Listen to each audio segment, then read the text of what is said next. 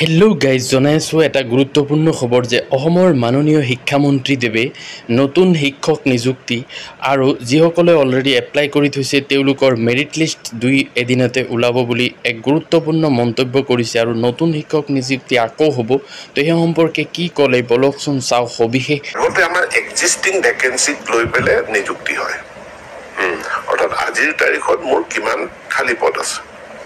এতিয়া আমি প্ৰস্পেক্টিভ অৰ্থাৎ অৱসৰ গ্ৰহণ কৰিবলগীয়া শিক্ষকৰ সংখ্যাটোও আমি নিযুক্তিৰ বাবে লৈছো। সিদিনা কেবিনেটত সিদ্ধান্ত হৈছে যে 31 মাৰ্চলৈকে যিমান শিক্ষক অৱসৰ গ্ৰহণ কৰিবলগীয়া আছে সেই গোটেইখিনিৰ বিপৰীতে আমাৰ বিজ্ঞাপন প্ৰকাশ পাব।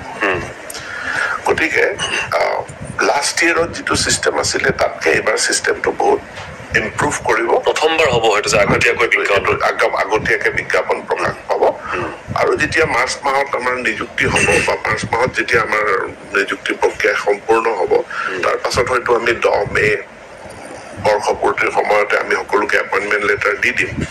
গতিকে এই 31 মাৰ্চলৈকে যিমান খালী পদ ওলাব গোটেইখিনি বিজ্ঞাপন ওলাই যাব। 31 দিয়াৰ পাছত আমি কাউণ্ট কৰিম 31 মাৰ্চ টু আগষ্ট কিমানে নিযুক্তি মানে অৱসৰ গ্ৰহণ কৰিব।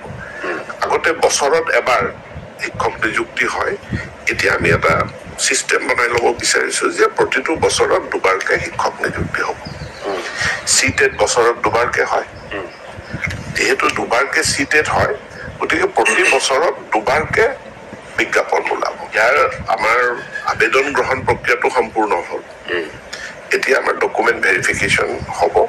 এই 2 দিনৰ ভিতৰতে ডকুমেণ্ট ভেৰিফিকেশ্যনৰ প্ৰক্ৰিয়াটো কমপ্লিট হ'ব।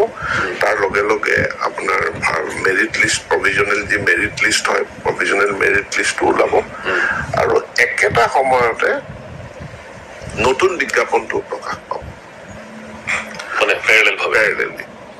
আৰু আমি সময়সীমাটো এনেকুৱাও কৰি দিম যে যিসকল যদি কোনো মেৰিট লিষ্টত এইখন তালিকাত তেওঁলোক নিৰ্বাচিত নহয় ইমিডিয়েটলি যাতে তেওঁলোকে দ্বিতীয়টো বিজ্ঞাপনৰ এগেইনষ্টে আবেদন কৰিব পাৰে, কাৰণ তেওঁলোকৰ প্ৰফেচনেল কোৱালিফিকেশ্যন আছে, টেট পাছ কৰি থৈছে আৰু তেওঁলোকে DLED পাছ কৰি থৈছে।